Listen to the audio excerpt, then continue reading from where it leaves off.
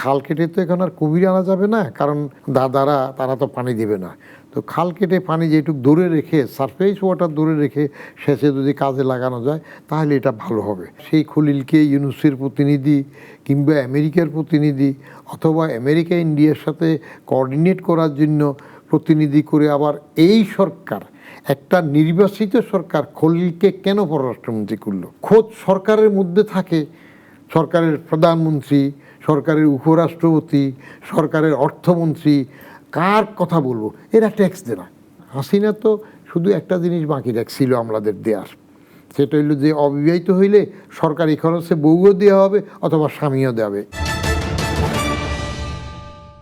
স্বাগত জানাচ্ছি বলা না বলা অনুষ্ঠানে। আমাদের অনুষ্ঠানে আজকের অতিথি রাজনৈতিক বিশ্লেষক, সাবেক আমরা যদি বলি এনবিআর এর চেয়ারম্যান, এবং তিনি দীর্ঘদিন ধরে আমাদের রাজনীতি নিয়ে সংবাদপত্রে গণমাধ্যমে তিনি কথা বলছেন, লিখছেন, জনাব বদিউর রহমান। বদিউর রহমান, আপনাকে স্বাগত জানাই অনুষ্ঠানে আসার জন্য।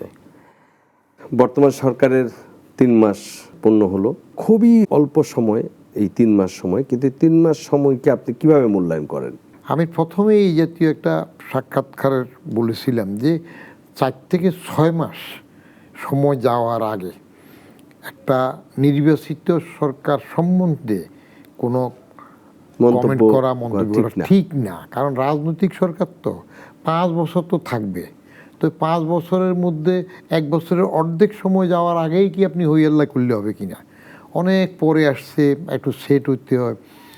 তারপরেও যেটা আমরা মূল্যায়ন করি, বলি এই সরকার শুরুতে যে একটা দৃষ্টিতে পড়ার মতো কিছু ভালো কাজ লক্ষণ করেছে, সেগুলা যদি টিকে থাকে পরে আরও ভালো হবে। যেমন তারা বলেছে সরকারে আসার পরপরই শুল্কমুক্ত গাড়ি নেবে না, সরকারি প্লট নেবে না, আমলাতন্ত্রকে মোটামুটিভাবে সাহসের সহিত কাজ করতে দেবে। ডিসি সম্মেলনে বলছে কারো হুকুমে তাবেদার হবেন না। এগুলো যদি রিয়েলি মিন করে থাকে ভালো। শুল্কমুক্ত গাড়ি নেবে না, কিন্তু তারপরে আবার ওই জানাফার জাতীয় নাগরিক পার্টির কারা এমপি হিসেবে তার এলাকাতে অফিস চাইবে, সেটা যদি আবার মেনে নেয় তাহলে আপনি এক হাতে নিলেন না বললেন, আর এক হাতে নিয়ে নিলেন, ওটা যেন না হয়। কারণ সেটা আর একটা মেসাকার ডেকে আনবে। ওইখানে অফিস দিলে উপজেলা পরিষদে বসতে দেয়া বা এমপির অফিসের দরকার কি? আর আমাদের দেশে এখন এমপিতে যেসব কাজগুলো করে, এটা তো আসলে এমপিদের কাজ ছিল না। তাদের কাজ তো মোটামুটি গোটা চারেকের মধ্যে আইন করা মেইন, সংসদীয় কমিটির মধ্যে সেগুলো বিশ্লেষণ করার ব্যাপার আছে, ওই জাতীয় কাজগুলো ছিল। এখন তো এক একটা এমপি হওয়া মানে বাংলাদেশে মোটামুটি এরশাদের আমল থেকে এটাকে চালু করেছে, মনে হয় যেন ওই এলাকার রাজা, জমিদার, কয়েক প্রজন্ম ওটাতে চলবে, সব কিছু তার মধ্যে নয়। তো ভালো কাজের মধ্যে এখন পর্যন্ত বিশেষ করে একটা ব্যক্তি যিনি প্রধানমন্ত্রী, তার নিজস্ব কিছু স্টাইল, সিম্পলিসিটি, এটা অনেকটা ফাদার লাইক যেটা হচ্ছে। অফিস করার জন্য বিরাট রকমের প্রোটোকল বহর, সেগুলো না নেওয়া, নিজে হেঁটে যাওয়া বা নিজে গাড়ি, এগুলো ভালো হিসাবে আমরা এখনও দেখছি। কিন্তু পরে যদি অন্যরকম হয় তখন মনে হবে এগুলো একটা শো করেছে, আই বসছিল আর কি। আমি এখন পর্যন্ত যেটা চলছে মোটামুটিভাবে আমি বলবো যে ইনশাল্লাহ ভালো। খারাপের দিকেও আছে কিছুটা, যেমন পটাপট নির্বাচন না দিয়ে মেয়রের পদগুলো স্থানীয় উপজেলা পরিষদ, জেলা পরিষদ, সেগুলোতে নিজেদের লোককে সিটি কর্পোরেশন দিয়ে দেয়া, এটা তো আবার সেই জেসা কাতেসা ছুটকিকা বেগুন হয়ে যাচ্ছে। এ তো তাহলে তফাৎ কী হইল? আলিবাজার একরকম হচ্ছে। তো রাজনৈতিক সরকার এগুলো করে কারণ তার ক্ষমতায় আসছে, তো দখলে রাখতে চায়। হয়তো এই টেকনিকে করলো যে এখন তাদেরকে সেখানে রেখে নিজের পজিশনগুলো ভালো করে নিল, পরে যখন ইলেকশন দেবে তখন এরাই ইলেক্টেড হয়ে আসবে, অথবা এদের মাধ্যমে যাকে দিয়ে তারা আসবে। তো এটা পছন্দনীয় কাজ হয় নাই। 2 নম্বরে একটা পছন্দনীয় কাজ আর একটা হয় নাই, খাল কাটা কর্মসূচি নিয়েছে ভালো। সেটা যদি, কারণ খাল কেটে তো এখন আর কুমির আনা যাবে না, কারণ উত্তর যারা বড় দেশ আছে দাদারা তারা তো পানি দেবে না। তো খাল কেটে পানি যেটুকু দূরে রেখে, সারফেস ওয়াটার দূরে রেখে সেচে যদি কাজে লাগানো যায় তাহলে এটা ভালো হবে।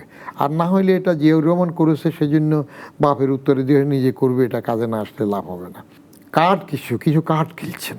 তো কার্ডগুলো ভোটের কমিটমেন্ট পূরণের জন্য সাথে সাথে বাস্তবায়ন, this is a good sign. Right or wrong, that will be evaluated after 2-3 years. এখন এটা ইমিডিয়েটলি নগদ লাভ দিয়ে কোনো ফাইনাল কমেন্ট করা যাবে না, কারণ কার্ড নিয়ে একটু সমালোচনাও থাকে যে এই যে কার্ড দিচ্ছে 2,500 টাকা করে টাকা দেবে, টোটাল 4 কোটি দেবে, টাকা কিভাবে আসবে? টাকা আনতে পারলে তো হইলো, আবার ঋণ করে ঘি খাওয়ার মতো দশা না হলে হয়, নাম্বার 1। নাম্বার 2, এই পরিমাণ কার্ডের মধ্যে কৃষি কার্ডটা ভালো, তাদেরকে দেবে, কারণ ওটা কৃষি নির্ভর দেশ, তাদের উৎপাদন না হলে আমাদের তো আবার খাদ্য সংকটের ঝামেলা হয়ে যাবে। আর এই কার্ড যেগুলা দুস্থদের দিচ্ছে, পরিবারদের দিচ্ছে, এটা আমি আরও এক জায়গায় বলেছিলাম, এটার দ্বারা প্রকারান্তের একটা পলিশড নির্ভরশীল গ্রুপ সৃষ্টি করা হচ্ছে কিনা। কারণ নাথিং শুড বি ফ্রি। এর আগে আমরা যে ঘর দিয়েছিল না হাসিনার আমলে, সেই ঘরটার নাকি এখন আবার বিক্রি টিক্রি শুরু হয়ে যাচ্ছে। প্রধানমন্ত্রীর একজন সহকারী উপদেষ্টা আমার সাথে একটা অনুষ্ঠান করেছেন, বিজন কান্তি সরকার, ও তিনি একটা পরিষ্কার হিসাব দিলেন যে এখানে কোনো দলীয় প্রভাব নাই, এগুলা ওয়েল অর্গানাইজড হচ্ছে। ভালো, যদি আবার লুটপাটের জন্য দলীয় মুখ সিনামুখের ডাল না হয়, তাহলে এটা ভালো হবে ফান্ডিং করতে পারলে, কেমন? কিন্তু এটার মাধ্যমে সামনে যে স্থানীয় সরকার নির্বাচনগুলো হবে, সেগুলোতে এই কার্ডটাকে পুঁজি করে কেউ বেনিফিট নিতে চাইবে কি না, বা সেটাকে কাজে লাগাবে না, এগুলো সতর্ক থাকতে হবে। আমাদের দেশের একটা অপসংস্কৃতি আছে রাজনীতিতে। সবচেয়ে মারাত্মক খারাপ হলো আমরা বড় বেশি সমালোচনা করি। কেউ একটু ভালো করতে চাইলে সেটাকেও বাঁকা চোখে বেশি দেখতে চাই, একটু ধৈর্য কম। হ্যাঁ, বিরোধী দল তো সমালোচনা করবেই, কারণ ডাক্তার শফিকুর রহমান আগেই বলছিল না কার্ড এটা ভুয়া ভুয়া, এরকম কথা বলছে না, তো এখন তো দিয়ে দিল যে এটা ভুয়া হয় নাই। তো সেই জন্য ভালো স্কিমগুলা নেয়া ভালো, বাস্তবায়নের সামর্থ্যটা তলিয়ে দেখা দরকার। আর কন্টিনিউয়াস মনিটরিং থাকতে হবে, ফিডব্যাক থাকতে হবে, এটা হচ্ছে কি না। যে গৃহিণী ঠিকমতো মনিটরিং করতে পারে না, তার কাজে সাহায্যকারী সব কাজ ঠিকমতো করে না, নাম্বার 1। নাম্বার 2, যাকে কাজ দেবেন তার কাজের ত্রুটিটা যদি আপনি ধরতে চান ঠিকমতো করলো কি না, তাহলে আপনাকে একভাবে না একভাবে তার থেকে একটু বেশি জানতে হবে। যদি আপনি যথার্থই বলেছেন বদর রহমান, আপনি তো সরকারের খুব উচ্চ পদে চাকরি করেছেন, দেশের অর্থনীতি যে অবস্থা, আমাদের আয় ব্যয় কি হয়েছে, আপনার রাজস্ব আয়ের একটা সময় দীর্ঘ সময় আপনি সেটাকে মানে আপনার তত্ত্বাবধানেই দেশের রাজস্ব আয়ের ঘাটতি কীরকম ছিল না ছিল এগুলো অনেক আপনি ভালো জানেন। আমি ঠিক আজকের প্রেক্ষাপটে দাঁড়িয়ে, মানে 15 বছরের পরে ইন্টারিম সরকারের 18 মাস, তারপরে বর্তমানে সরকারের 3 মাস, মানে সব কিছু মিলে এখন আসলে কি মনে হচ্ছে আপনার অর্থনীতিতে আমরা কোথায় দাঁড়ালাম? এটা আমাদের রাজনীতিতেও একটা লিগ্যাসি আছে। এক সরকার চলে গেলে পরের সরকার বলে কিচ্ছু করে যায় নাই। এর আগে বাজাজ সরকারের আমলে, বিএনপি আর কি, বাংলাতে বাজাজ বলি, বাংলাদেশ জাতীয়তাবাদী দল, বাজাজ সরকারের আমলে যখন বিদ্যুতের সব খাম্বা লাগাইলো, সেটা নিয়ে এখনকার প্রধানমন্ত্রী তো একটা ক্যারিকেচারের নামও দিল খাম্বা। সেই সময় আরও কিছু সমালোচনা ছিল না, খোয়াব, হাওয়া ভবন, হ্যাঁ, রাজপুত্র, এগুলো ছিল না? তো সেগুলো তো এখানকার যারা মনে রাখে তারা ভুলে নাই। এখন এগুলো বললে সরকার মন কষ্ট পেতে পারে, কিন্তু 17 বছর বাইরে থাকার পরে তার প্র্যাগমেটিক আইডিয়াসটা তো নিশ্চয়ই একটু বেটার হয়েছে। এখন I have a plan, Martin Luther কিংয়ের মতো আই হ্যাভ এ ড্রিমের অনুসরণে বলেছেন, ওনার প্ল্যানটা বাস্তবায়ন করতে পারলে অর্থনীতি ভালো হবে। কিন্তু আবার সেই হাওয়া ভবন, খোয়াব, তারপরে যাইয়া খাম্বার মতো হয়ে বিদ্যুতের ক্রাইসিস, সেগুলো যদি না যায় ভালো। এখন যেটা ভঙ্গুর, এখন যেটা অবস্থা, এটা তো এই সরকারের নিজের সৃষ্ট নয়, এটা তো লিগ্যাসি। একটা হইলো ইউনূসের ভায়োলেন্স সরকারের পরে তারা এইভাবে একটা আইন শৃঙ্খলাবিহীন প্রশাসনে আসা সরকার গঠন করেছে। ইউনূসের গভর্নমেন্টটা তো দেশটাকে অনেক পিছিয়ে দিয়েছে। এটা কোনো গভর্নমেন্টও ছিল না, এটা একটা ভায়োলেন্ট সরকার হয়েছে, তার ব্যক্তিগত কিছু এজেন্ডা পূরণের জন্য আসছে, এটা তাদেরকে মানতে হচ্ছে। কিন্তু কিছু সমালোচনা আছে আমেরিকার সাথে বাণিজ্য চুক্তি, এটা লন্ডন বৈঠকে সে সময় স্থির হইল কি না।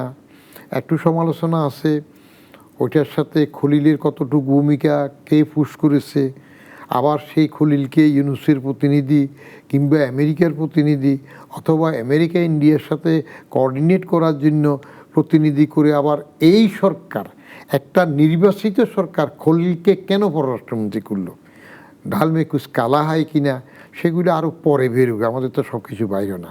কিন্তু এখন পর্যন্ত সরকার যেটা বলছে যে সদিচ্ছা, জ্বালানি যেটা ক্রাইসিস ছিল এটাও গভর্নমেন্টের না, এটা বাইরের থেকে হয়েছে। Right. হরমুজ প্রণালী ব্যাপার, এর আগে আমরা এই জাতীয় আরও যখন আমাদের এই ইউক্রেন যুদ্ধ হইল সে সময় আমরা একটা ধাক্কা খেয়েছি, তার আগে যখন করোনা হইল তখন আমরা তখন তো খেয়েছি। থাকে। আর ন্যাচারাল ক্যালামিটিস তো আমাদের লেগেই থাকে। আবার উত্তর পাশ থেকে বড় প্রতিবেশী যদি সমস্ত পানি হঠাৎ ছেড়ে দেয়, এটা ডুবে যায়, আমরা এগুলো মোকাবিলা করতে পারি, আমাদের সাহস আছে, সেই সাহস করে আমরা আগাতে পারবো। আমি ইয়ারডিতেও কাজ করেছি 2 ক্যাপাসিটিতে, ডেস্ক অফিসার হিসাবেও করেছি আর এডিশনাল সেক্রেটারি হিসাবেও 2 বছরাধিক কাজ করেছি।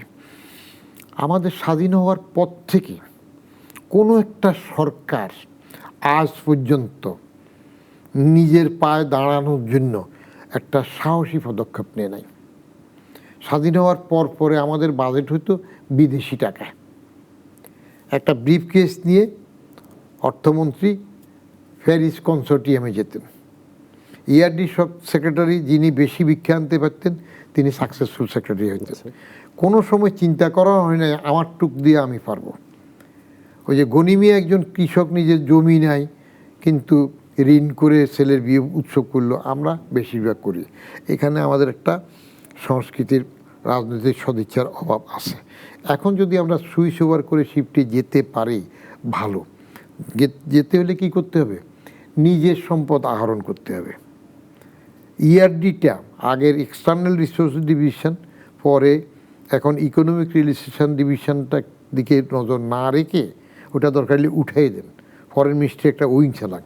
আইআরডি যেটা ইন্টারনাল রিসোর্সেস ডিভিশন, যেটা এনবিআর, এটাকে শক্তিশালী করতে হবে।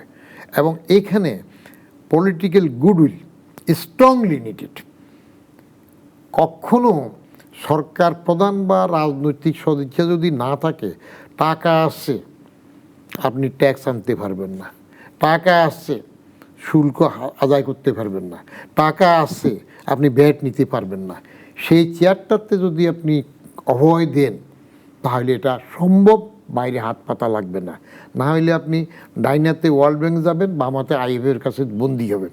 বন্দি হইলে তারা ওগায়রা শর্ত দেবে, এবং শর্ত দিতে দিতে তারা আপনার প্রথম ড্রয়িং রুমে বসে শর্ত দেবে, তারপরে যদি মনে হয় যে আপনার স্ত্রী সুন্দরী আছে একটু বেডরুমে যাবে, তখন তারা আপনার বেডরুমে ঢুকবে। So it depends on the political masters desire.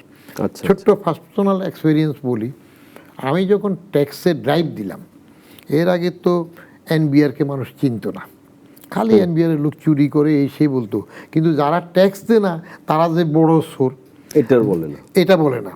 রাজনৈতিক বড় নেতা এই যে ট্যাক্স ফাঁকি দিয়ে যে বড় সোর এটা বলে না। দুর্নীতির বিরুদ্ধে জেহাদের কথা বলে, জোলা কাঁধে নিয়ে ওয়াজ করে, কিন্তু সে যে সোর এটা সে বলে না। আমি ওই চেয়ারে যাওয়ার পরে দেশের লোকজন আমাকে চিনেছে, এনবিআরকে চিনেছে, কিন্তু আমার একটা ক্ষতি হয়ে গেছে, মারাত্মক ক্ষতি। যে মানুষগুলোকে দেখার জন্য নাম শোনার পরে পা ধরে কদমবুসি করবো ভাবতাম, সেগুলা যে কত ইতর এবং কত সোর, এটা আমি সেখানে আমি দেখে গেলাম। এবং এমন দেখলাম খোদ সরকারের মধ্যে থাকে, সরকারের প্রধানমন্ত্রী, সরকারের উপরাষ্ট্রপতি, সরকারের অর্থমন্ত্রী, কার কথা বলবো, এরা ট্যাক্স দেয় না, এরা ফাঁকি দেয়। তাহলে এটা কি? এখন বলতে হয় যে মাননীয় মন্ত্রী, মাননীয় প্রধানমন্ত্রী, মাননীয় উপরাষ্ট্রপতি যেই পদে হোক, আমি তো বলতে চাই না, কিন্তু লোকে বলে আপনি চোর, কারণ আপনি এই টাকা লুকায় রাখছেন। সেইটা যদি এখন আবার ঘটে তাহলে আবার যেই লাউ সেই কদু হবে। আবার যদি নিজেরা এগুলোতে থাকে, একটা ডিসিশন যদি বর্তমান প্রধানমন্ত্রী নিতে পারেন শক্ত করে, যদি নেন, আমার কাছে 1 পয়সা পাওনা থাকলে তুমি ট্যাক্স আদায় করে নিবে। আমার লোক বলে তোমার লোক বলে কোনো কথা নাই। সরকার যে আইনটা করে দেবে, যে নীতিটা করে দেবে, সেই নীতি অনুযায়ী যার কাছে যা পাওনা আছে তা নিতে হবে। আমি যে নেওয়া শুরু করলাম, এবার আমার বদলি করে দিল। মির্জা আজিজ তো দেশে আছেন, ফখরুদ্দিন না হয় বিদেশ চলে গেছে, মাসুদুদ্দিন না হয় জেলে আছে, কেমন মইনও না হয় বিদেশ চলে গেছে। এটা কি আপনারা এখন খুঁজে বের করতে পারবেন যে বদিউর রহমানকে বদলি করলো কেন? আমি যদি আরও 15 মাস চাকরি আমার ছিল তো, সেটা ছেড়ে চলে আসলাম কেন? যে যারা কথা দিল যে নিয়ম মাফিক কাজ করব, আদায় করব, তারা আমাকে বদলি করে দিতে, ওর হুগারে সালাম দিয়ে তো আমার আর কাজ করার দরকার নেই। That's why I left. না হলে কিন্তু আমি তাকে আরেক মাত্রা নিয়ে যেতাম। আমার সময় মাত্র 36,000 কোটি টাকা বাজেট ছিল, ইনিট করেছি, ইনকাম ট্যাক্স, কাস্টমস, ভ্যাট 3টা মিলে। তো তখন তো 43,850 কোটি টাকা টার্গেট নিলাম, নেওয়ার পর তো 47,000 কোটি টাকা আসলো। এই যে টেক অফ পয়েন্ট শুরু হলো ছিল। এখন আপনার এই বছর বাজেটে তো আপনার 6,95,000, প্রায় 7 লাখ প্রায় কোটি। 7 লাখ কোটি টাকা এনবিআর এর উপর আসবে। তা আসলে এই বছর আবার আগের অর্থ বছর যেটা এখন রানিং চলছে, সেখানে প্রায় 1 লাখ কোটি টাকা ঘাটতি আছে। রয়েছে, ঘাটতি আছে। তো ঘাটতি কোথার থেকে আসবে? রেভিনিউ অফিসার যারা কালেকশনে যাবে তাদের কি পকেট থেকে আনবে? বাফের জায়গা বিক্রি করে আনবে? এটা তো আপনার লোকজন যার কাছে পাওনা তার থেকে নেবে। তো নিতে গেলে আপনি তাকে ভরসা দেবেন কি না? আমি এখনও চ্যালেঞ্জ দিই যে কেউ একজন বলুক না, কোর্টে তো এখন পর্যন্ত কোনো মামলাও করে না যে বদিউর রহমান জোর করে আমার থেকে বাড়তি টাকা নিল। আমার পাওনা আছে, আপনি দেন নাই, ভুলে গেছেন, বারবার প্রধানমন্ত্রী হয়েছেন, 12বার প্রধানমন্ত্রী অর্থমন্ত্রী হয়েছেন, আপনার মনে ছিল না, দিতে পারেন নাই, এখন আমি দোষী দিয়ে দিলেন। আপনি প্রধানমন্ত্রী হয়েছেন, দিতে পারেন নাই, ভুলছেন, আপনার লোকজন হিসাব ঠিক করে নেয়, এখন দোষী ধরা পড়ছেন, দিয়ে দিচ্ছেন। তো এটা যদি করা যায়, অভয় যদি দেয়া যায়, আমার লোক তোমার লোক বলে যদি এনবিআর এর চেয়ারম্যান দাঁড় নেওয়া হয়, এবং যিনি চেয়ারম্যান হবেন এনবিআরে, তিনি যদি প্রত্যেক দিন শোয়ার সময় তসবিহ না করেন যে আল্লাহ আমার তো চাকরি শেষ হয়ে যাবে, এখন কন্ট্রাক্টের জন্য কারে তেল মারতে হবে, ঘুরবো, তাহলে হবে না। ডেইলি বেসিসে যদি চেয়ারম্যান কাজ করে, today is my last working day, so I live to do something better today. I may not leave tomorrow or I may not remain as chairman tomorrow. এইরকমভাবে যদি চেয়ারম্যান একজন শক্ত করে কাজ করে, সরকারের পলিটিক্যাল উইল যদি তাকে ভরসা দেয়, নিয়ম মাফিক সবার থেকে যদি নেয়, তাহলে আপনার ওই ডাইনাতে ওয়ার্ল্ড ব্যাংক, বামাতে IMF এগুলোর কাছে, আর ওই দুইটার কাছে যদি আপনি মুরগি বাগা দিলেন, শিয়াল, 2 বড় শিয়ালের কাছে মুরগি বাগা দিবেন, তো আপনারা এমনি শেষ করে ফেলাবে। আপনার কি মনে হয় যে আসলে রাজনৈতিক সরকারের সময় যেটা নিয়ম হবে সেটারই প্রযোজ্য হবে, সেটা আমার লোক হোক তোমার লোক হোক, কাউকে চিনবে না, এই সদিচ্ছাটাকে আসলে রাজনৈতিক সরকারের দিক থেকে দেয়াটা কি আসলে তার পক্ষে খুব সহজ? সে তাকে তো তার দলের কথা চিন্তা করতে হয়, তার ব্যবসায়িক গ্রুপ থাকে, সেই দলে নানা শ্রেণী পেশার লোক থাকে, তাদের তো সুপারিশ যেতে হয়। এবং এখনকার আমাদের যে রাজস্ব বোর্ড যে চেয়ারম্যান যিনি এখন দায়িত্বে আছেন, কথাগুলো শুনতে ভালো লাগে, তিনি বেশ অনেকগুলো নতুন নতুন নিয়ম প্রযোজ্য করছেন।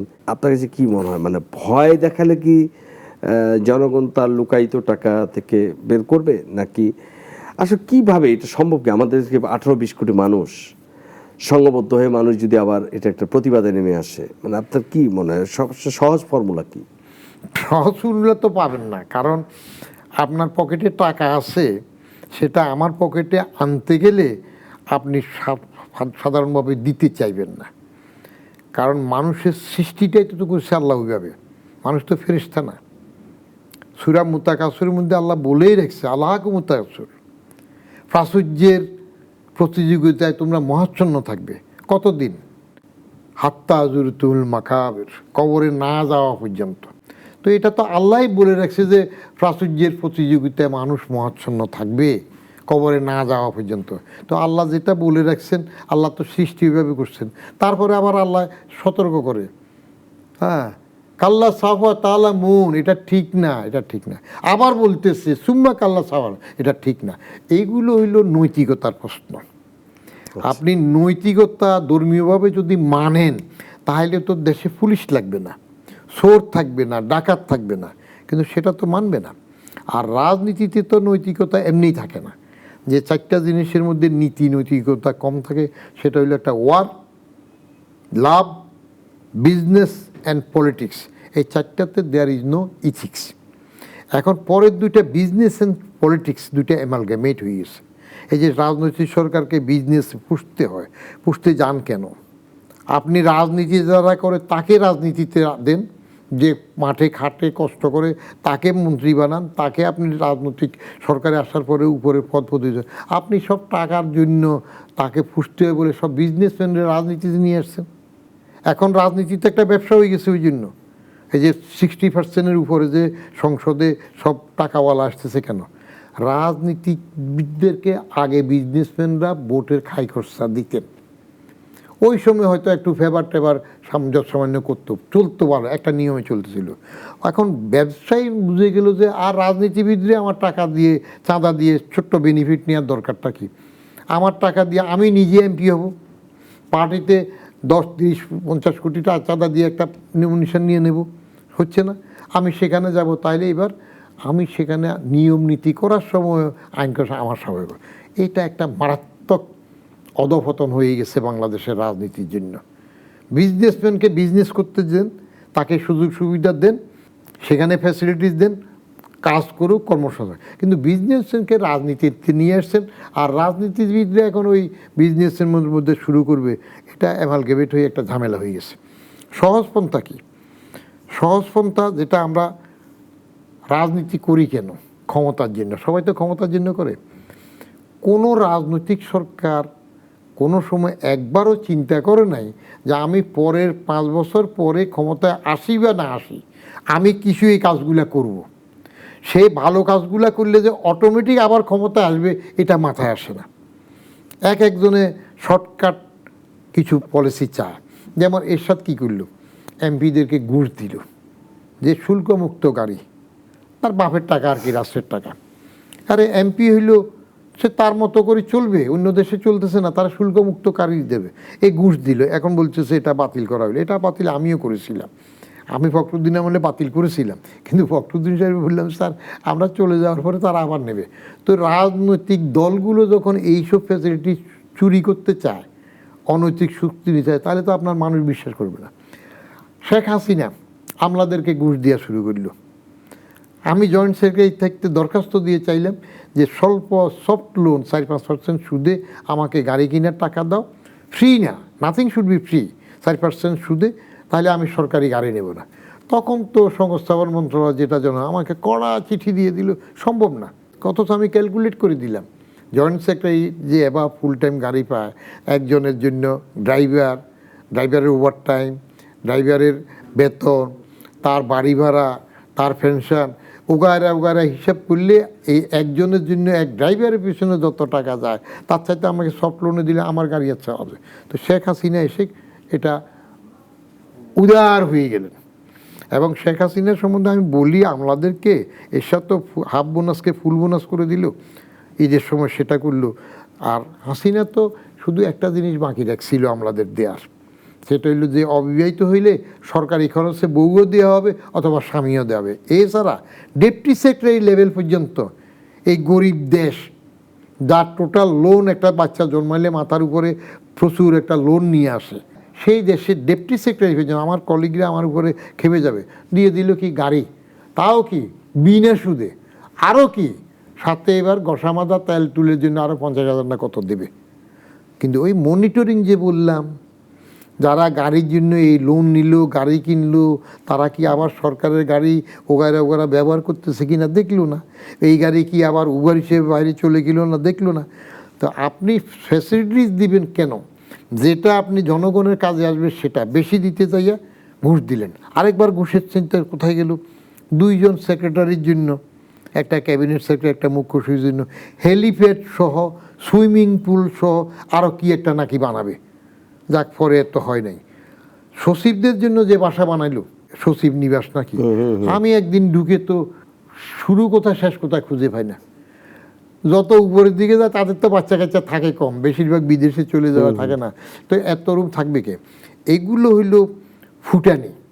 গরিবের জন্য ফাও ফুটানি, অস্ট্রিয়াটি মেনটেন করে শক্ত করে হাল ধরার জন্য একটা সরকার যদি চায়, টাকা আদায় করব, উপজেলা গ্রামীণ পর্যায়ে যেখানে ট্যাক্স পাওনা হয় নেব, অত্যাচার নয়। আপনি বললেন ভয় পাবে, ভয় পান কেন? আপনার ন্যায় নীতির মতো যেটুক ট্যাক্স ধরছে সেটা ধরতে গেলে আপনি ভয় পান কেন? তাহলে ফাঁসার করে দিবেন। তো ফাঁসার টাকা না পাইলে আপনি সরকার কিসের? আমরা রাজ পরিবারের সদস্যের ফাঁসারকৃত টাকা নিয়ে আসছে যে জানি না, ইতিহাস ঘটেছে না। তারপর যায় আপনি মনিটরিং করেন নাই বিদায় তো কি এক আওয়ামী লীগের এক মন্ত্রী, ভূমিমন্ত্রী ছিল, আমি ভালো জানতাম, সিটাং চেম্বারের সভাপতি ছিল আমি যখন এনবিআর চেয়ারম্যান, সে সাইফুল নাকি, হ্যাঁ, তো বিদেশে তার কত বাড়ি, তাহলে এত করে ফেলছে আপনি টের পান নাই? আবার প্রধানমন্ত্রী যদি বলে তার পিয়নেরও 400 কোটি, শেখ হাসিনা বলছে না? তো তার মানে কি? আপনি সরকার হিসাবে চলে নাই, আর সে লুটপাট করতে। তো এখন রাজনৈতিক সরকার যদি লুটপাটে চলে, এরে ওইভাবে ঘুষ দিয়ে, ওরে এইভাবে ঘুষ দিয়ে পিয়নে 400 কোটির মালিক করে ফেলে, তাহলে তো না, এই আবার এরকম হবে। আবার আপনি IMF এর কাছে যাবেন, সে মাতব্বরি করবে, সে ড্রয়িং রুম থেকে আপনার বেডরুমে ঢুকবে। তার চাইতে এমন সময় হয়ে যাবে এগুলো লুটপাট করলে যে ঠিক আছে, দেশ তো আর নিজেরা চালাতে পারতেছে না, এরা কন্ট্রাক্ট দিয়ে দেওয়া আরেক দেশে দিয়ে দাও। আমি দেখি প্রায় সময় আপনি ইন্টারিম সরকারকে নিয়ে আপনি খুবই সমালোচনা করেন এবং খুব কঠিন ভাষায় কথা বলেন। আপনার কাছে একটু জানার আগ্রহ যে প্রফেসর ইউনূসের বিরুদ্ধে যে কর ফাঁকির মামলাটা হয়েছিল এবং আদালত কর্তৃক ধার্য মানে দিতে বাধ্য বলা হয়েছিল, মানে এনবিআর যে টাকাটা ধার্য করেছিল এবং আদালতে গিয়েও তিনি সেখানে মাপ পাননি, এবং পরবর্তীতে ইন্টারিম সরকার যখন শপথ নিলেন তারপরে আগে এবং পরে তার অনেকগুলো মামলা রাতারাতি শেষ হয়ে গেল। আপনার কি মনে হয় আসলে ওনার উপরে যে কর আরোপ করা হয়েছিল এবং ওনার বিরুদ্ধে যে কর না দেওয়ার অভিযোগ ছিল, এটা কি যথার্থ সঠিক ছিল নাকি রাজনৈতিক ছিল? একটা হইল ডকুমেন্টারি এভিডেন্স, ওনার কি করের মামলা সে কাগজপত্র তো আমি দেখিনি। আচ্ছা, এটার উপর আমি কলামও লিখেছি। জি, এর আগে উনি supreme court, high court supreme court করে হেরে কর দিয়েছেন না, তো সেটা আদালতের মাধ্যমে গেছে। এখন যদি বলে সে আদালতও ঠিক ছিল না, বায়াস ছিল, তাহলে তো আপনি কোথায় যাবেন? আমাদের বিচার ব্যবস্থা নিয়ে তো আস্থাহীনতা চরমে আছে, এত চরমে যে 21শে আগস্টের গ্রেনেড হামলা হইল না, কতজনের ফাঁসির আদেশ হইল না, তারপরে আবার আরেক বিচারকরা এসে কী করল, কুল্লে খালাস, লোক যে মরে গেল কতগুলো, 24 জন না 26 জন, কারা মরল, এগুলা কি মরছে? এটা কি আবার মিথ্যা নাকি? তো মরাটা তো মিথ্যা না, গ্রেনেড হামলা তো হইল। তাহলে এত বছর করে ফাঁসির আদেশ হইল, তারপরে এসে সব কুল্লে খালাস হয়ে গেল। তো ওই রকম যদি ইউনিভার্সিটিটাকে ওটাতে ফেলান যে আগে আদালত অন্যায় আদেশ দিছে, পরের আদালত সঠিক বলছে, খালাস, তাহলে তো আর কিছু করতে পারে না। কারণ এই দেশের বিচার ব্যবস্থা নিয়ে অনেকে মাঝে মাঝে বন্ধুবান্ধব বাগানে রাস্তা হাঁটি যে বলে যে আল্লাহ 2 জায়গায় না নিলে আমি বেঁচতে আছি। বাংলাদেশে ইজি লাইফ, অন্য দেশে চাই। এক জায়গায় হইলে যদি পুলিশের কাছে যদি না পড়তে পারে তাহলে বেঁচতে। কারণ আমি পুলিশে যে আজরাইলের চাইতেও বেশি ভয় পাই। কারণ আমি একদিন গাড়ি ব্যাক করার সময় আমার গাড়ির সাথে এক পুলিশের নাকি মোটরসাইকেল দেখছে, এর গাড়ি পড়ে গেছে, কিচ্ছু হয়নি, আসে 10 জনে বলে যে আপনার কিচ্ছু হয় নাই, যে লাগেও নাই, ওটা থামা। তারপরেও তারা তো জোর করে আমার থেকে কিছু টাকা নিয়ে গেছে, আমি ডরে দিয়ে দিছি পরে যদি মারে। আরেকটা হলো বিচার, আদালতে যদি না যাইতে পারে তাহলে আপনি বেঁচে থাকবেন। এই দেশে আমাদের কষ্ট হয়, যিনি সংবিধানের রক্ষক প্রধান বিচারপতি তিনি তো চিফ মার্শাল অ্যাডমিনিস্ট্রেটর হয়েছেন, কেন হইলেন? হয় নাই, জানা নাই? প্রধান বিচারপতি চিফ মার্শাল অ্যাডমিনিস্ট্রেটর, প্রধান বিচারপতির এখন আপনি মামলা জামিন দিতেছেন, তারা অ্যারেস্ট করছেন। আরে প্রধান বিচারপতি অ্যারেস্ট হয় কেন? কারণটা কি? হয়তো দোষী, নাহলে নির্দোষে জোর করে করছেন, তাহলে দেশের অবস্থাটা কি? এখন একটা উঠতেছে না, আরেক প্রধান বিচারপতির আপনি তাড়াই দিলেন অথবা ভেঙে গেল, দুইটার একটা, আবার আসিব ফিরি বলে আসে না। তো এই একটা ছোট্ট যদি দরকার হয়, এরপরে আপনার মব কালচারের মধ্যে ঢুকে যাবেন, ঢুকে যায় বিচারপতি বাইর করে দিবেন, তো তাহলে আপনি বিচার পাবেন কোথায়? আল্লাহর নিচে তো তার সেখানে তো আস্থা নেই। এখন ইউনূস সাহেবের করের বিষয়টা, ইউনূস সাহেব সম্বন্ধে আমি কড়া সমালোচনা করেছি, এখনও করি। তিনি ক্ষমতায় থাকতে আমি প্রথম বলছি, উনি কলমা পড়লেন তো 8 তারিখ, 5ই আগস্ট গণেশ উল্টাইল, তার আগে 11 মাস আগে 5ই সেপ্টেম্বর 2023, আমি নতুন কিছু বলিনি, এগুলো সব আমার বইতে লেখা আছে। সেখানে ইউনূসের উপর 4.5-5টা লেখা আমার আছে। এর মধ্যে একটা লেখাতে 5ই সেপ্টেম্বর 2023 আমি ফিনিশিং দিয়েছিলাম যে বাইরে এখন শোনা যাচ্ছে এবার কোনো অস্বাভাবিক সরকার হইলে তিনি আর সুযোগ হাতছাড়া করবেন না। তা আমি 11 মাস আগে বলছি, ঠিক 11 মাস পরে গণেশ উল্টাইলে উনি চলে আসলেন। তো আমি কেমনে বললাম? আমি কি দরবেশ নাকি? ওনার কার্যক্রম দেখে আমি এটা কমেন্ট করেছি। তিনি 2007-এ খোলা চিঠি দিচ্ছেন, রাজনীতি আসতে চান। সেই জন্য 8ই আগস্ট ওনার শপথের পরে আমি একটা টিভিতে প্রথম বলছিলাম হি ইজ মানি লাভার, আরেকটা টিভিতে যাই আমি বলছিলাম he is both money lover and power lover. তো কাজে কর্মে তো আমি এগুলো জেনে শুনে লিখছি। ওনার ট্যাক্সের ব্যাপারটাতে, শ্রম আদালতের মামলার ব্যাপারে উনি যদি আসলে ভালো মানুষ হতেন তাহলে তাকে তো হাসিনা যথেষ্ট কষ্ট দিছে, অনেক অশোভন কথাবার্তাও বলেছে। সেই জন্য উনি হাসিনা ইউনুসবাজি করছে, উনি এখন আইসা হাসিনাবাজি করছেন। কেমন হাসিনাবাজি করতে যাইয়া পোলা ফান লাগাই দিয়া 5ই আগস্টের পরে বঙ্গবন্ধুর বাড়িও ভাঙ্গাই দিয়েছেন। তো কোন সময় আবার আরেকগুলা এই যে শিখাই দিলেন, আজরাইল নিজের বাপ মারা গেছে ভয়ের কারণ নাই, কিন্তু আজরাইল যে বাড়ি ছিনল এটা যে পোলা পান্ডে শিখাই দিলেন ইয়াং জেনারেশনকে, ভাঙ্গে ফেললে কিছুই হয় না। তো আরেক জেনারেশন যদি একবার ভাঙ্গা শুরু করে, হ্যাঁ, যে ইউনিট সেন্টার সৃষ্টি করে তার সব গ্রাম ভাঙ্গে, গ্রামীণ ব্যাংক ভাঙবে, কী করবেন? মবের সাম্রাজ্য শিখাই দিছে, ভালো না। He did not do the good works. ওনার উচিত ছিল উনি ওখানে আসার পরে, সরকারে আসার পরে বলতেন যে আমার বিরুদ্ধে যে শ্রম আদালতের মামলা আছে এটা স্থগিত থাকবে, যেহেতু আমি এখন পাওয়ারে। আমার বিরুদ্ধে ট্যাক্সের যে মামলা আছে এটা স্থগিত থাকবে। আমার গ্রামীণ নিয়ে অধ্যাদেশের যেসব ব্যাপার উনি শুধু করে নিলেন, এইগুলো এখন কিছু করবে না। আমি যে কদিন ক্ষমতা থাকবে এগুলা আগের মতো যেভাবে আছে স্থগিত থাকবে। আমি চলে গেলে তখন এটা ফেয়ার বিচার আবার তখন করব। তো উনি এগুলা সব খালাস করে নিতে গেলেন কেন? কারণটা কি? তো এইগুলা হলো, আপনি একটা বড় পদে আসলে বড় মত থাকতে হবে। আমি তো ওপেন বলি, ঠিক আছে, বাংলাদেশের সবচেয়ে বড় নাজুক জায়গা হইল আয়কর। আপনি কাউকে কোথাও যদি ধরতে না পারেন, আয়কর নথিতে ছোটোখাটো ফাঁকর দিয়ে আপনি ধরতে পারেন। ওই এফিডেভিট আছে না, আমার জানা মতো এটা সত্য, ওই যে সোনাবল্লী ব্যাংকের এক বাকি না কে ছিল না নেতা, হ্যাঁ মনে আছে, পরে তো জেলে থাকতে মারা গেল। তো আমাদের তিনুদ্দিনের সরকার যখন আসলো তখন হঠাৎ করে তারা দেশ একবারে ফাই পরিষ্কার করে ফেলার জন্য হুলস্থুল করলো না, করতে যাইয়া তারা এরকম অনেকের ট্যাক্সের মামলা করলো, আমার কাছে লিস্ট দিয়ে দিল, যে এইগুলার বিরুদ্ধে সব মামলা করেন। আমি বললাম না, 2 দিনে যুগি বাতিরে অন্য করলে হবে না, আপনারা চলে যাবেন। এসব অর্ডিন্যান্স পরে যদি রেটিফাই না করে, এই যে বাজার যে এখন সংসদে গুমের আইন রেটিফাই করে না, এটা কই গেল?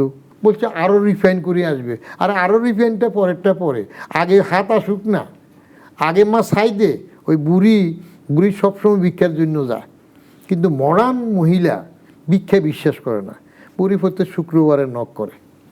পরে এই মডার্ন মহিলা বিরক্ত হয়ে একদিন বললো যে এই বুড়ির এক মুঠ ছাই দিয়ে দে। বুড়ি পাকা খেলোয়াড়, ভিক্ষা আদায় করবে, বলে যে দে রে মা দে, ছাই দিয়ে তোর হাত আসুক, ভিক্ষা তুই একদিন দিবি তো দিবি, হাত আসাতে হবে তো। এখন যদি আপনার রাজনৈতিক সরকার যেটা দায় আছে বলেন, ব্যবসায়ী কর্মী, কোন জায়গায় থাকবে দায়? শেখ সেলিম যখন স্বাস্থ্যমন্ত্রী ছিলেন, তার আগে তো সালাউদ্দিন ইউসুফ স্বাস্থ্যমন্ত্রী ছিলেন, তখন আমি হেলথ মিনিস্ট্রির ডেপুটি সেক্রেটারি। তো সালাউদ্দিন ইউসুফ তো সকালে একজনের বদলির অর্ডার দিতেন, মরে গেলে তো করতে হয়, সবাই বেচতে নেবে, বদলির অর্ডার দিলে তো বিকালে বলতো যে আচ্ছা ঠিক আছে এটা ক্যান্সেল করে দাও। তো তার পিএসটিএস এগুলোর যে কী ব্যাপার, বলে যে পারপাস ইজ সার্ভড। ওই বদলি করে তারে দমকাইয়া যেটুক করার সেটা কাজ হয়ে গেছে, এখন বদলি ক্যান্সেল করে দাও। তো রিক্রুটমেন্টের সময় যেমন ছাত্রলীগের ফান্ডা গুন্ডারা তারা অনেকে ডাক্তারিতে, আমি ওই কমিটিতে ছিলাম, পারে নাই, আমি ফাইল দিলাম, আমার বিরুদ্ধে মন্ত্রীর কাছে নালিশ করলো, একটা টেন্ডার নিয়ে নালিশ করলো সালাউদ্দিন ইউসুফের কাছে। ওই ছাত্রলীগের পোলাপানিরা নিজেরা টেন্ডার করছে, অস্তিত্ব নাই, এবং প্রতিমন্ত্রী ডাক্তার আমানুল্লাহ আমারে আবার তদন্ত দিয়ে আমি বলি, স্যার আমি তো নোট প্লেস করছি মোহাম্মদ আলী সাহেব সেক্রেটারি, কাগজ অনুযায়ী যে জেনুইন পয়সা দিয়ে দিলাম। যে না, এটা কমপ্লেন হচ্ছে স্টেজ ম্যানেজড, তো স্টেটমেন্ট তদন্ত করে দেখা গেল বোগাস, নিয়ে যাবে। তখন তো এটা লুকানো আমার বিরুদ্ধে, আমাকে বসতে দেয় না যে ছাত্রলীগের সেলিব্রেট টেন্ডার দেওয়া হয় নাই। তার বিপরীতে আবার ডাক্তার নিয়োগের সময় শেখ সেলিম স্বাস্থ্যমন্ত্রী, তখন ওরা কমপ্লেনগুলো আমাদেরকে উনি বাদ দিয়ে দিচ্ছেন। সেলিম সাহেব ফাইল নিয়ে গেলেন, দেখলেন, পরে দেখে টেকে উনি বললেন যে হ্যাঁ, রাজনৈতিক সরকার, ফিয়ন চাপরাশি দারোয়ান ওই জাতীয়গুলোর মধ্যে কিছু লোকজন তো মন্ত্রীর থাকে দিতে হয়, কিন্তু ডাক্তারের বেলায় এটা দেওয়া যাবে না, মানুষ মারা। তাহলে সালাউদ্দিন ইউসুফের এক নীতি, শেখ সেলিম দুই আওয়ামী লীগের আরেক নীতি। উনি তখন আমার ফাইলে আমার প্রস্তাব অ্যাপ্রুভ করলেন। এখন যদি আপনি রাজনৈতিক সরকারের দায় থাকে বলে ওই যে এক ডাক্তার যে বলছিল না, প্রশ্ন হইলে সবগুলা তাদের হবে, চোখের ডাক্তার, হ্যাঁ, তো সেই যদি এখানেও আপনি পার্টি পুষবেন, পার্টি ফান্ড করেন, আপনার পার্টির লোক থেকে পার্টির লোককে পুষেন। এখন যদি আপনি পরীক্ষার মধ্যে সব পার্টির লোক দিয়ে দেন, ওই যে ইয়ের মতো, কয়েকটা প্রতিষ্ঠান যদি আপনি শক্ত না রাখেন, গুড গভর্নেন্স আসবে না। পাবলিক সার্ভিস কমিশন, সেখানে তদবির চলবে না, কঠিনভাবে শক্তভাবে রিক্রুটমেন্ট দিতে হবে। বিসিএসের সিলেবাস আবার জিয়াউর রহমান সাহেবের আমলের মতো 1600 নম্বরের রিটেন, হ্যাঁ 1600 নম্বরের পরীক্ষা, আবার 600-তে পরের 2200 সেটা নিয়ে নিতে হবে। ওই এরকম একটা ইংরেজি রচনা 3 ঘন্টা, একটা বাংলা রচনা 3 ঘন্টা লেখায় বাছাই করতে হবে। কোনো জায়গায় এগুলোতে খাওয়া যায়। আপনি জুডিশিয়াল কমিশনের মধ্যে কঠোরভাবে বিচার আনতে হবে। আপনি এই জাতীয়গুলো করতে পারলে জিয়ার আমলটা এখনও তো বাংলাদেশে স্টিল টপিং দ্য লিস্ট। তার অন্য সাইডটা আমি বাদ দিই না, তার শাসন আমলে এই জায়গাগুলো তো অবশ্যই, তার অন্য সাইডটা বাদ, পাল্টা মানুষ স্মরণ করে, মানুষ বলে, যেসবগুলো আছে সেগুলো আলাদা হিসাব, কিন্তু প্রশাসনের শাসক হিসেবে তারটা তো কেউ করতে পারে না। দলীয়করণ, আপনি দলীয়করণ করবেন কি না? হ্যাঁ, ওই যে আমি একজনকে একটু বলেই দিই, আমি যখন বলি 92-তে খতম বেগম খালেদা জিয়া দলীয়করণ শুরু করছেন প্রমোশনের মধ্যে, তো সেটাতে বিএনপি ভক্ত একজন অ্যাডভোকেট তিনি বলেন যে আপনি 73 সালে যে আওয়ামী লীগ দলীয়করণ করছে সেটা দেখেন না। 73 সালে অ্যাডভার্টাইজমেন্টটাই হয়েছে সকল মুক্তিযোদ্ধাদের জন্য, শুধু মুক্তিযোদ্ধাদের জন্য একটা পরীক্ষা হয়েছে, সেটা পিএসসির মাধ্যমে পরীক্ষা না নিয়ে রুহুল কুদ্দুস কমিটির মাধ্যমে তাড়াতাড়ি করে নিয়ে যায়। ওইখানে তো দলীয়করণের প্রশ্ন আসে না, তখন তো দলীয়ই ছিল না, তখন তো সব আওয়ামী লীগ, তখন লুটপাট তো সব আওয়ামী লীগ করছে। কটন ইঙ্গিত ধরতে গেলে বঙ্গবন্ধু দেখে সব আওয়ামী লীগ। কম্বল নিয়ে বঙ্গবন্ধু ক্ষোভ প্রকাশ করলেন না, ওই যে রেড ক্রসের চেয়ারম্যান গাজী, আমার কম্বলটা কোথায়, আমার কম্বল কোথায়, উনি আক্ষেপ করলেন না যে সবাই পায় সোনার খনি, আমি পাই চোরের খনি। আওয়ামী কেউ আছে, দাম্ভিকতাও দেখাইছেন, কোথায় সিরাজ শিকদার, সেটার খেসারত পরে হয়েছে, লাল গোড়া দাবড়াই দেব। সারা জীবন গণতন্ত্রের জন্য লড়াই করে নিজে একদল করে মরলেন, আমাদেরও মারলেন। এখন যদি সরকার, রাজনৈতিক সরকার যদি আবার যে আমার তোমার শুরু করে, আবার দলীয়করণ করে, আবার ওই যেটা বললেন ফুসতে হয়, দায়বদ্ধতা আছে, তো তাহলে আর নূতনত্ব কিছু পাবেন না, তো এ ভাগে ভুগে হবে। কারণ আওয়ামী লীগ তো 2008 ভোটে, 2014 বিনা ভোটে, কেমন 18 রাতের ভোটে, 24-এ আমিরামি। আর এইবারের যেটা নির্বাচন, এটা কার? এটা তো একদলীয় নির্বাচন। আর জামাত আর বাজাদ এরা কি আলাদা দল? এরা তো একসাথে ছিল, এক। তো এখন আওয়ামী লীগ নিষিদ্ধ করে দিয়ে যে একটা খারাপ কাজ করলেন আপনি, ভোটে উইডআউট না করে নিষিদ্ধ করে দিবেন কেন? অতএব এটা খেসারত আসবে পরে। এটা নিয়ে অনেক তর্ক আছে, বিতর্ক আছে, আলোচনা আছে। আপনাকে কোট করা হয়েছে আজকে দেখলাম একটা সামাজিক যোগাযোগ মাধ্যমে, জানি না আপনি বলেছেন কিনা, বলেন যে আমি বলবো বলছি কি, জাতীয় নাগরিক পার্টি, আপনি বলেছেন যে আমরা সবসময় চিন্তা করতাম যে এই দেশে একটা তৃতীয় শক্তি দরকার। ইয়েস, আমার লেখাও আছে, হ্যাঁ আপনার লেখা আছে। তারপর বলা হচ্ছে যে আওয়ামী লীগ বিএনপি তো মানুষ দেখছে, এখন তো তৃতীয় শক্তি দরকার, সেই তৃতীয় শক্তিটা হইতে পারতো জাতীয় নাগরিক পার্টি। জি, কিন্তু তারা তা না করে জামাত ইসলামের সাথে নির্বাচন করলো, জামাত তাদের কারণে কিছু আসন বেশি পাইলো, নাহলে সেগুলো পেত না। তার মানে কি এখন আপনি জাতীয় নাগরিক পার্টির প্রতি আর আস্থা আপনি রাখতে পারছেন না? রাজনৈতিক তৃতীয় শক্তি দরকার, এটা আমি 11 সাল লিখেছি। জি, আমি বদিউর রহমান এখন নতুন কিছু বলি না, বললে বলবে যে আমি সুবিধাবাদী বানাই বলতেছি। আমার যে 3টা বই আছে, একটা হইল ডমুরিয়া থেকে সচিবালয় আমার আত্মজীবনী, একটা হলো সরকারি চাকরিতে অনুভূতি সমগ্র, এটার মধ্যে 7টা বই একটা কালেকশন। 7টার মধ্যে একটা বই কিন্তু তত্ত্বাবধায়ক আমল, কিছু রাজনীতি কিছু বাজনীতি 111 সরকার নিয়ে লেখা। আরেকটা হইল চেতনায় বুদবুদ, এটা 2 খণ্ডে 1150-1200 পৃষ্ঠার বই। সেই লেখাগুলোর মধ্যে একটা লেখা তো আমি 11 সালে লিখছি, প্রয়োজন তৃতীয় রাজনৈতিক শক্তি, আমরা হাসিনা খালেদার জগত্তল পাথর থেকে মুক্তি চাই। যুগান্তরে ছাপানো কলাম, এখন তো অস্বীকার করা যাবে না ওটা কেন আছে কেন আছে। আবার ইউনুস আসবে লেখার পরে কয়েকজন আমার ধমকাইছে, বলে যে মিয়া ইউনুস আইসা গেছে এখন পণ্ডিতি দেখা। বলে বাবা তুমি 5ই সেপ্টেম্বর 2023-এর লেখাটা দেখো আমি লিখছি কিনা ওইটা। পরে যখন পত্রিকা বের করে পাই গেল খুঁজে কন্যা তো লিখছো। আচ্ছা আমি কি ইয়েতে লিখি নাই আপনার 2000 তারেক রহমান সাহেব যে প্রধানমন্ত্রী বা প্রেসিডেন্ট হয়ে যাবে এটা আগে লিখি নাই? আমি তো 26শে জুন 2011 বা ওইরকম টাইমে লিখছি যে বিএনপি মনে রাখে না কেন যে এই 2 ছেলে তাদের 2 ভাইয়ের নামে কোনো মামলায় থাকবে না, ক্ষমতায় এসে গেলে এই দেশের মাঝে কোনো মামলা থাকবে না, বরং বেঁচে থাকলে তারেক রহমান সাহেব এই দেশের প্রধানমন্ত্রী বা রাষ্ট্রপতি হবে। এটা হইল তো, হ্যাঁ কত আগে লিখলাম। তো আমি সেই সময় রাজনৈতিক তৃতীয় শক্তি লিখছিলাম এটা হওয়ার জন্য। আপনি শুনলে বিশ্বাস করবেন, নাগরিক পার্টি যেদিন জন্ম নেয় 28শে ফেব্রুয়ারি, সেদিন তাদের 3টার মিটিং শুরু হইতে হইতে তো 3:20 3:30 হয়েছে। আমি কিন্তু 2:30টার থেকে মানিক মিয়া এভিনিউতে ছিলাম। আচ্ছা, কি বলে নূতনরা মাস্তানি ফাস্তানি যাই করুক যেটাই হোক কোটা আন্দোলন আসছে, আমি এবং শেষ হওয়ার পর্যন্তও ছিলাম। তা আমি ভাবছি তারা টকবগের তরুণ, কিন্তু পরে শোনা যায় হেদের লোক যাই ওই ব্যবসায়ী এমপির বাসায় তার বউর কাছে টাকা ছাড়া ধরে নিয়ে আসে, আরেকজনে এরে ধরে নিয়ে আসে, এগুলা করে ক্ষমতার মধ্যে আসার পরে এরকম। তখন আমি কমেন্ট করছিলাম কাঁচা 3টা জিনিস খারাপ, এটা চিরন্তন সত্য। একটা হলো কাঁচা টাকা। কাঁচা টাকা যদি ঠিকমতো কন্ট্রোল করে গাইডেড না হয় নষ্ট হবে। তো কাঁচা টাকার লোভ যদি টকবগে তরুণের মধ্যে ঢুকে এবং অল্প বয়সে আন্ডা বাচ্চা থাকা অবস্থায় রাজনীতি না করিয়া চিল্লাচিল্লি করিয়া যদি এমপি হয়ে যায়, উপদেষ্টা হয়ে যেতে পারে, তো এই লোভ সামলাবে কীভাবে? সিজন হওয়ার তো দেরি আছে। রাজনীতিতেও একটা কথা আছে, কবি রবার্ট ব্রাউনিংয়ের রাব্বা বেন এজরা কবিতার প্রথম লাইনটাই ছিল grow old along with me, the best is yet to be. আরও প্রবীণ হও, সর্বোত্তমটা আরও পরে। তাহলে এই এক কাঁচা খারাপ টাকা। কাঁচা বয়স খুবই মারাত্মক, গাইড করতে না পারলে ডিরেল হয়ে যাবে। কাঁচা তরকারি তাড়াতাড়ি না রানলে পৌঁছেই যায়। 3টা কাঁচা খারাপ, একটা কাঁচা ভালো। ওই রবীন্দ্রনাথের ওরে সবুজ ওরে অবুজ ওরে আমার কাঁচা, আদমরাদের ঘা মেরে তুই বাসা। ওইখানে কাঁচাটা হইল তারুণ্যের প্রতীক। বুড়া যেগুলা চলে না, ওল্ড হ্যাগার, আমাকে উঠে নিয়ে আয়। সেই কাঁচা তো এরা হবে ভাবছিলাম, না হলে সেদিন 28শে ফেব্রুয়ারি সারাদিন কেন থাকলাম?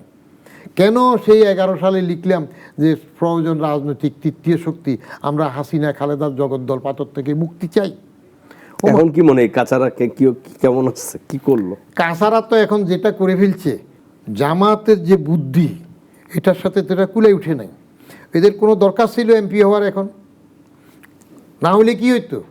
এগুলো তো বাচ্চা 30-এর নিচে বেশিরভাগ। আরও 5 বছর যেত, 10 বছর যেত, দলটা সলিড হইতো। এবং যদি তারা সঠিক যে কথা বলে আসছে, বৈষম্যবিহীন বইলা যেভাবে আসছে সেভাবে থাকলে হয়তো আমার মতো লোক যাদের রাজনৈতিক বড় দলগুলো অফার দেওয়ার পরেও যায় নাই, কয়েকটা দলে তো আমাকে জয়েন করার জন্য বলছে, আমি যাই নাই। 2 কারণে। এই দেশের রাজনৈতিক দল 2টা যারা আছে বড় দল, এরা হলো পারিবারিক দল, এদের নিজের মধ্যে গণতন্ত্র নাই। তা আমি ভাবলাম এরা তো নিজেরা সুন্দর কথা বলতে, তাহলে হয়তো একসময় বেহুশ হয়ে আমিও তো জয়েন করতে পারতাম ওদের সাথে। কিন্তু তারা যে পর্যায়ে চলে আসছে, যেগুলাতে আসছে, তাতে তো দেখা যাক এখন কতটুকু করতে পারে পরে। কিন্তু শুরুটা দে হ্যাভ ব্লান্ডার দেমসেলস। এবং এইগুলোর জন্য আরও বড় দায়, তারা যদি মামলা করে বিচার চায় তাহলে ইউনুসের বিরুদ্ধে মামলা করতে হবে। কারণ প্রফেসর ইউনুস তাদের বৈরাম খা হয়েছিল। আকবরের বৈরাম খা ছিল না, নাবালক আকবর সিংহাসনে বসার পরে ইউনুস তাদেরকে প্রশ্রয় দিয়েছে, বলছে না ওরা একটা দল করতেই পারে। তার আগে ইউনুস তো আরও ডুবাইছে, তারা ছাত্ররা আমার নিয়োগকর্তা, তো নিয়োগকর্তার বাইরে তো যেতে পারে নাই। এবং যে সংস্কৃতি ইউনিসেফ তৈরি করে দিয়েছেন, পোলাপান্ডি স্কুলে যাও কয় না, সচিবালয়ে যাইয়া বিনা পরীক্ষা পাশ করাই দিছে। এইটা যদি চলতে থাকে, আপনি শুনলে তাজ্জব হবে। আমি পেসিস্ট বলে যারা, তাদের 4-5 জনকে ক্লোজলি বসে বলছি না, পেসিসের বানানটা লেখো, একজনেও পারে নাই। সোজা বানান করছে FACIST, হয়তো হয়ে গেছে।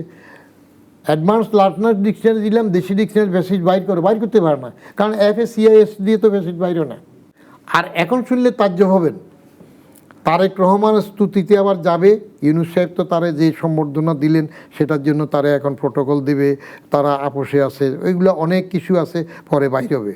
আমি যখন বলি তখন বলে যে এটা আওয়ামীও না। হাসিনা পালাইলেও কই, আপনি সেটা কমিশন করেন, বাইর করেন। হাসিনারে হেলিকপ্টারে করে এইভাবে কোন যোগাযোগের মাধ্যমে কীভাবে গেল, তো পালাইছে কোথায়? হাসিনা তো বলছে হাসিনা পালায় না, তো পালাইছে নাকি? এরে ইন্ডিয়া কে পাঠাইলো, কেমনে গেল? সেগুলা এখন কি বেরোবে, অনেক সময় লাগবে, আরো পরে সময়। তারেক সাহেবের নাম ইংরেজিতে বানান করতে পারে নাই, তারেক রহমানের সম্বন্ধে স্লোগান দিতে শেষ, কারণ TRAQ লিখে দিছে। কিছু বানান থাকে না, নিজের বাল করে না দেখলে হয় না। আমি জীবনে প্রথম আপনার আলী জাকেরের নামের বানান করতে যাইয়া ধরা খাইছিলাম। ওনার আলী হইল ALY, ALY। তো এই জাতীয় অনেকের নামের প্রপার নাউনের নামের বানান টানান পড়তে হবে।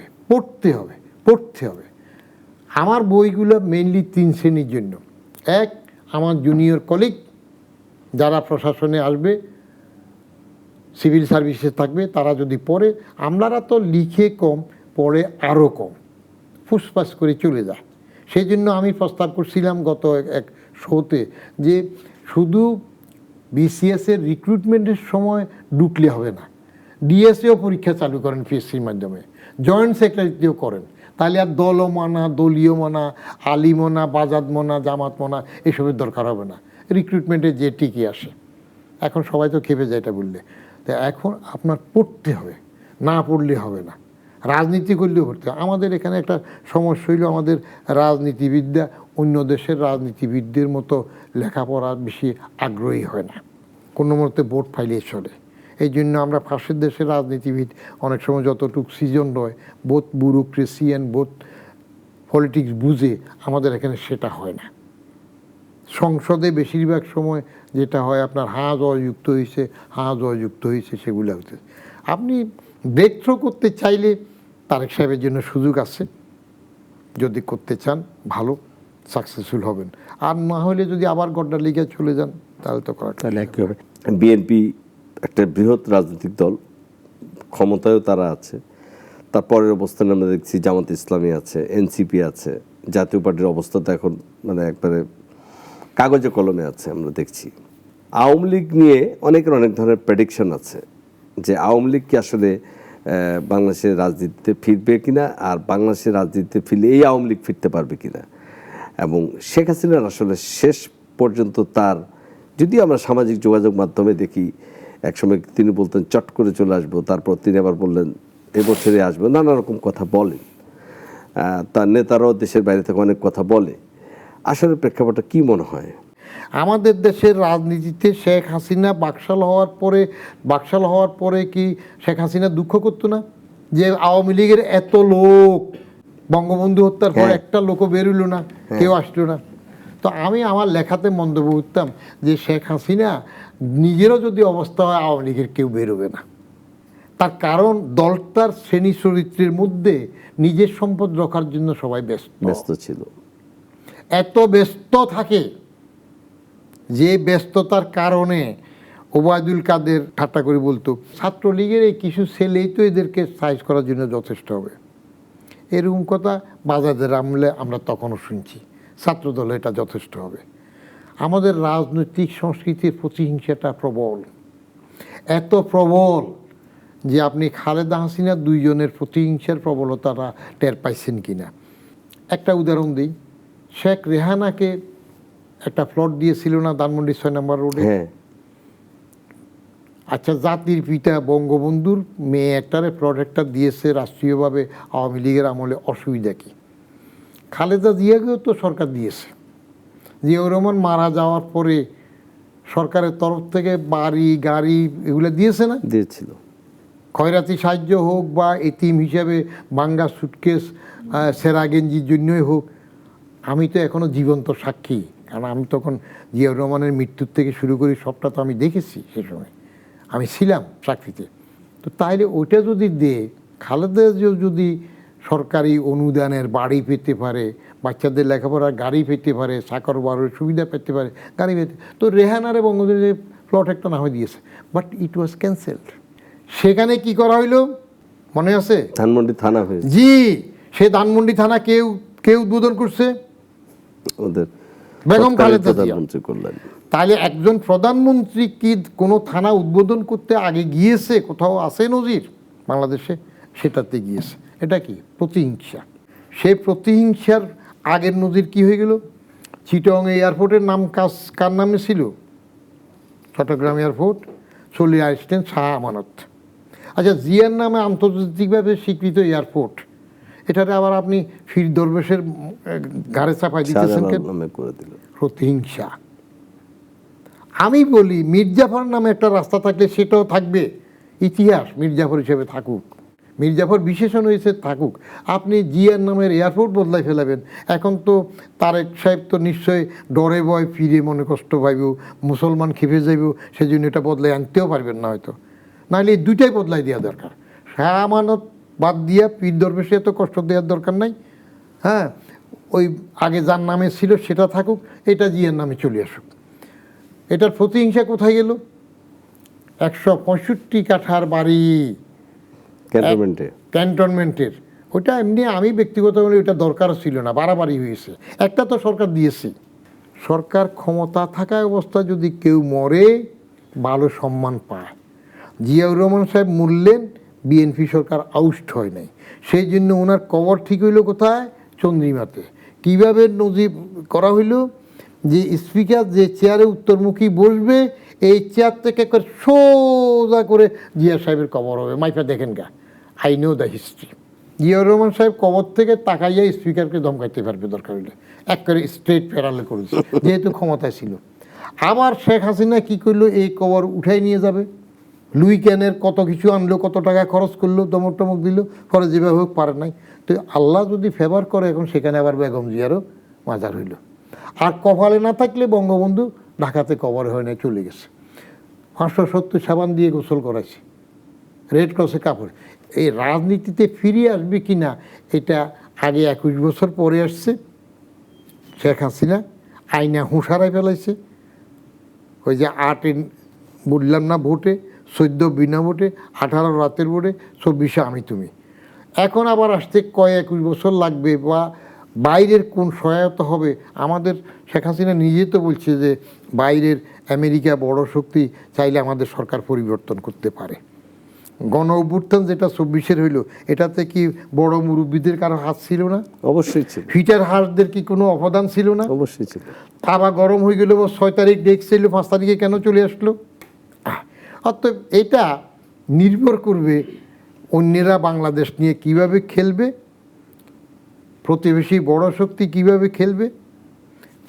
তারেক সাহেব কিছু কার্ড খেলতেছেন, কিন্তু তাসেরও তো কার্ড আছে। ইস্কাপনের টেক্কাকে কিভাবে খেলবে? কারণ ছোট দেশের, গরিবের দেশের রাজনীতি নিজে একা পারে না, ওই উন্নতি হয় না। আই হ্যাভ এ ড্রিম বলে মার্টিন লুথার কিং কিন্তু জীবিত থাকতে পারেন নাই অনেক সময়। কিছু জিনিস আছে রয়ে সয়ে ধীরস্থিরভাবে চলতে হবে। গরিবের গোড়া রোগ হয়ে গেলে, উতাল পাতাল হয়ে গেলে যেটা হয় না, যেমন আমেরিকার সাথে বাণিজ্য চুক্তি বেদরকারি, দরকার ছিল না। সংশোধন করবেন, যাই করবেন, দরকার ছিল না। গরিবের মতো থেকে রয়ে সয়ে উঠতে পারলে ভালো আর কি। আর কিছু জিনিস আছে আপনি ঘরের বউ তালাক দিয়ে দিতে পারবেন, স্বামী তালাক দিতে পারবেন, প্রতিবেশী কি বদলাইতে পারবেন? তো প্রতিবেশী যদি আবার বড় হয়, আবার উজানের হয়, বেশি শক্তিশালী হয়, হ্যাঁ, তখন যাইয়া আপনি পিন্ডিতে কনফেডারেশন করেন, সেখানে নূতন দোস্তালি করেন, কাজ তো হয় না। কিছু জিনিস বেশি বাড়াবাড়ি করতে নাই। আপনি বঙ্গবন্ধুকে অস্বীকার করে এখানে রাজনীতি করবেন, 71 কই যাবে? যেগুলো এখন কয় 71 কিছু না, বঙ্গবন্ধু কিছু না, ও তো জন্মই হয় নাই। আমরা তো সে সময় ডাইরেক্ট হিটে ছিলাম, আন্দোলনে গেছি, দেখছি ইতিহাসকে অস্বীকার করাটাই একটা বড় খারাপ হয়ে যায়। আর বাজাদ একটা বড় খারাপ কাজ করেছে, আওয়ামী লীগ নিষিদ্ধ করাটা তাদের ঠিক হয় নাই। রাজনৈতিক দলকে ভোটের মাধ্যমে এইবার ভোটে আওয়ামী লীগকে আসতে দিলে আর একটা মজা হইতো, দেখা গেলো হয়তো 10টা সিটও পাইতো না, কেউ ডরে প্রার্থী হইতো না। তাহলে রাজনৈতিকভাবে এরা আলিটা আবার মুলি হয়ে যেত। মানে আপনি বলছেন যে জনগণ দ্বারাই তার হ্যাঁ, ওটা হয়ে যায়। আলিটা কি মুলি হয়ে যাক, মুলি বুঝেন তো, মুসলিম লীগ কত দল আমরা এখানে মরে গেছে না। বিএনপি এখন পপুলার দল, ওভারওয়েলমিং মেজরিটিতে আসছে, there is no denying the fact. স্থানীয় সরকার যেটা হবে এগুলোতে এরা কিছু তো নিজেরা আগে এখন দল করছে, বাকিগুলো তারা আসবে, ওভারওয়েলমিং মেজরিটি আসবে। গ্রামগঞ্জের তো জানাফারা কেউ চিনে না। জানাফাটা কি? জাপা, মাঝখান দিয়ে না ঢুকেছে, জাতীয় পার্টি জাপা না, জাপা জাতীয় পার্টি, মাঝখান দিয়ে এরা না ঢুকেছে জানাফা। গ্রামে গঞ্জে এদের কোনো ভিত নেই। আর জামাতের যেটা বলতেছেন গ্রামে গঞ্জে বাইরে, জামাতকে ওই সময়ের 71-এ জীবিত মানুষ থেকে শুরু করে যারা কিছু ইতিহাস পড়ছে পরেরও, তারা তো চিনে। এরা বুদ্ধি করে যখন যেখানে দরকার সেখানে চলে যাবে। আবার অন্য দলগুলো জাতীয় জামাতকে যখন সুবিধা নেয়, এবং জামাতকে অনেকে কাজে লাগাইতে চায়, আগে জামাতও কাজে গিয়েছে, লেগেছে। আমরা আগের ইতিহাস তো একটাই থাকে। আমি এর সাথে বিদায় নিচ্ছি, তবে বিদায়ের আগে আমাদের টেলিভিশনের এই দর্শক যারা আপনারা তখন অনুষ্ঠান দেখছেন, উপভোগ করছেন এবং আমাদের ইউটিউব ফেসবুক পেজে চ্যানেল দেখছেন, তাদের উদ্দেশ্যে আমি বদিউর রহমান সাহেবের কাছে জানতে চাইবো, তাদের উদ্দেশ্যে আপনি কিছু বলবেন। আমি নাগরিকে প্রথম আসলাম, আমাদের একটা প্রিয় মেয়র ছিল না, আনিসুল হক। আনিসুল হক। আমি আনিসুল হক সাহেবের জানাজায় হাজির হয়েছি। আমি তার রুহের মাগফিরাত কামনা করি, তার পরিবারের সদস্যরা সুখে শান্তিতে আরও তরক্কিতে উঠুন, আমি এই দোয়াটা করি। ধন্যবাদ দর্শক। আর আজকের এর সাথে শেষ করছি আমাদের বলার অনুষ্ঠান। দেখা হবে আগামী অনুষ্ঠানে। ভালো থাকুন, সুস্থ থাকুন।